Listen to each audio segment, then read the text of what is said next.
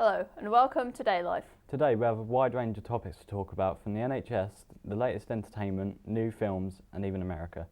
Our first segment is films. The first film we're going to talk about is the new Avengers film, which is called Infinity War.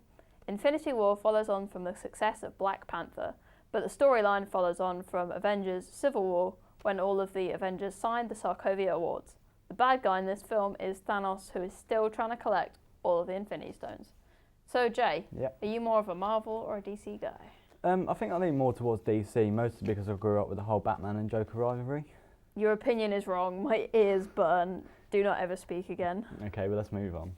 Del Toro's latest film, The Shape of Water, has proven to be a huge hit with its fans. The film has won 2 Oscars, one for Best Presenter and one for Best Director. The film is based around a sort of underwater creature that is held against its will. And it somewhat follows on from one of his older films, which was Pan Labyrinth, which sadly didn't win an Oscar, but it was nominated for one. That was about a young girl who was in the Spanish Civil War with a fascist father, and she just basically wanted to get away from the whole situation. Both films are very, very good, and I suggest, if nobody's seen either of them, that they go and watch them. There's also a new Star Wars film coming out in the next few weeks, which I know for a fact you're excited about. Very excited. The film will star a young Han Solo. It will feature some new and familiar faces, and we'll let you figure out who they are when you see them. So what's your favourite film in the franchise then? My favourite film in Star Wars would probably be Phantom Menace. Really? That's literally the worst one. I like it, okay? It's up to you. So, the next film we're going to talk about is called Rampage, which stars Dwayne Johnson and Naomi Harris. It follows Dwayne Johnson's character, who's a primatologist called David Aoki. His character befriends a white ape called George. George undergoes genetic experiments but escapes from his facility. The whole film is based around trying to get George back to safety before he can hurt himself or anyone else. Dwayne Johnson has said the film looks ridiculous, but he laughs at his own expense about it. I've quite enjoyed this segment. What about you? Yeah, I think there's a couple of films in there that I'll definitely be watching. I know for a fact there'll be some that you will as well. Star Wars. Okay, so should we move on? Yep. Okay, let's go on to our cooking section now. And for anybody at home who wants to learn a very simple recipe, this one's for you.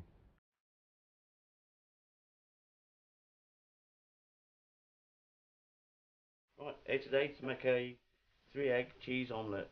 I'm a chef by trade, but it's quite easy to do at home. So what we do, got a bowl and your 3 eggs. Right, just crack the eggs into a bowl.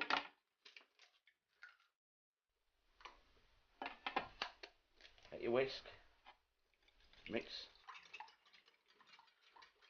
Get your cheese grater, plate. I use a coarse one, but you can use a finer one. I think that'll be enough. Right, once you're prepped up, oil's heated in a hot pan. Get your egg, pour in with a sizzle. Get your spatula, give it a mix around. Get your cheese, sprinkle it around.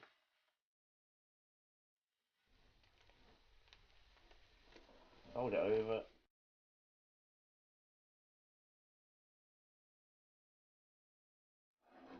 And there's your omelette. If you'd like to do this omelette at home, go to the BBC iPlayer. Thanks for tuning in, and back to the studio. If any of our viewers want to catch up, if they missed that and follow the recipe step by step, you can find it on BBC iPlayer. Are you going to be doing that one? Yes, I'm going to be cooking that every single day. Okay, so should we move on now? Yep. Okay, so let's move on to the NHS, which is having a bit of an issue at the minute, isn't it? Yeah, doctors and nurses are leaving, and the estimate is that 100,000 people or vacancies are available within the NHS. Yeah, in fact, 80% of people in intensive care unit can't actually get a bed in their local hospital, and they're having to be moved around the nation or having to wait to get a bed. I mean, how did our country get so far away from the NHS? I mean, like you said, people are having to wait for beds. Yeah. ICU patients who need the most critical care are having to wait, and the staff shortages, the bed shortages, it is all down to cuts. Yeah, like you say, it all comes down to pay cuts, and I mean, you have to look at the top of politics, the likes of Theresa May and the people around her, because they're the ones who are meant to sort out plans for funding the NHS and keeping it above water. And at the minute, it's just a metaphorical sinking ship. Another problem the NHS is facing is that some authorities are being accused of covering up incidences involving patients. Jay has more on this. Yeah, in February 2015, 2 men were beaten to death in a hospital in Leeds, which was the St James's University Hospital, by another patient. All 3 men were in their 70s, and the attacker, Mr Bosworth, was actually admitted into hospital for cancer, and he actually had schizophrenia as well, with a long background of it. And he was taken off of his medication to treat his schizophrenia, and on the night in February 2015 he attacked these 2 men with a walking stick and tragically killed them. One person who has jumped to the defence of the NHS is the late Professor Stephen Hawking, who puts his long life down to the care and treatment he has received from the NHS.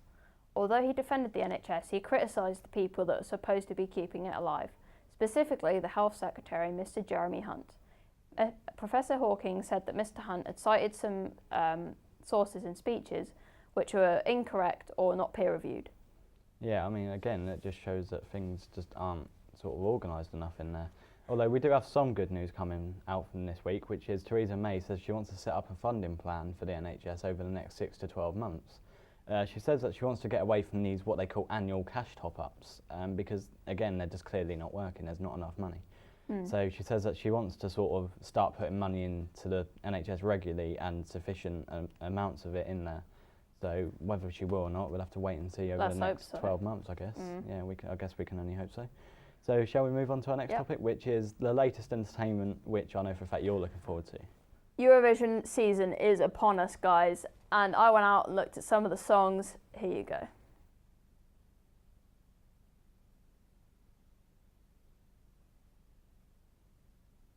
Hello Europe, it's that time of year again. It's firmly in Eurovision season. I'm going to Lisbon on the 12th of May. Hopefully I'll see you all there. This year songs have been selected through national finals, internal selections, and there are 43 nations competing. Let's have a gander at some of these songs. The UK has selected Suri to represent us. She battles against 5 other acts in the national final Eurovision You Decide. She's already making waves in the Eurovision world by being very interactive with fans on Twitter.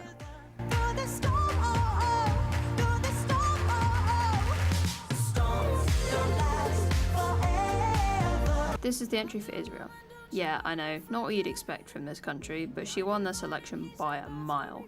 The song has surpassed 13 million views on the official Eurovision channel, and it keeps climbing every single day.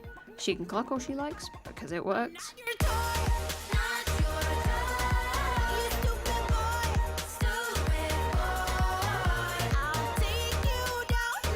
One of the first songs selected in the national final season was the entry for Albania. The song is called Mole. Albania has never won the contest, but their best result was in 2012 with the song Sus.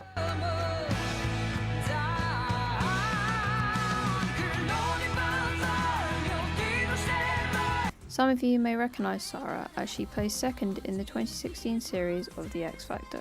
She tried to represent Finland once before, but placed second. This year she was the only entrant for Finland, but she sang 3 songs. Be prepared to be spooked by monsters.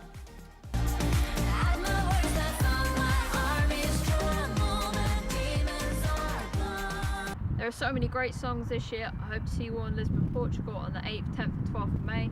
I've got my passport, I've got my sunglasses. Back to you in the studio.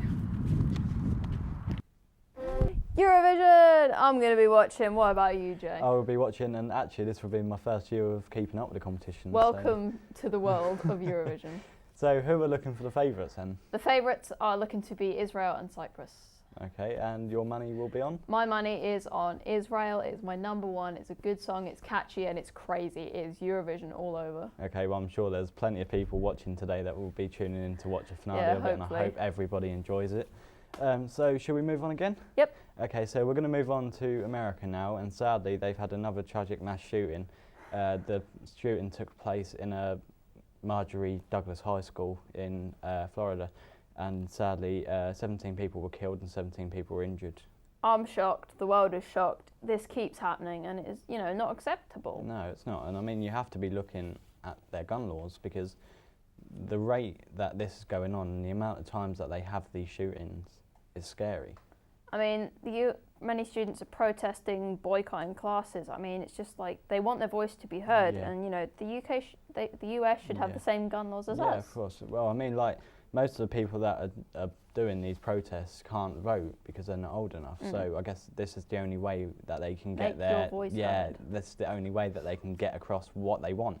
I mean, all they want to be is have a safe education and a safe environment in their school. It's not a lot to ask for. I couldn't agree more. Better gun laws and gun education should be normal practice in America, but it's Yeah. not, you No. know. And one thing that Trump has done is ask the Department of Justice to ban bump stocks. Which are what exactly? Bump stocks are an accessory which makes semi-automatic weapons fully automatic. So it makes a dangerous weapon more dangerous. It's completely terrifying. Okay, well, I mean, he's holding what he wants to call a listening session for these people that were affected in this shooting. Whether he'll take on board anything that's said, I guess we'll have to wait and find out. Yeah, I know. I'm sure something positive will happen. But Yeah. that's all we have time for this week. Thanks for watching. I've been Alice. I've been Jay. We'll see you all next week. Thank you. Goodbye.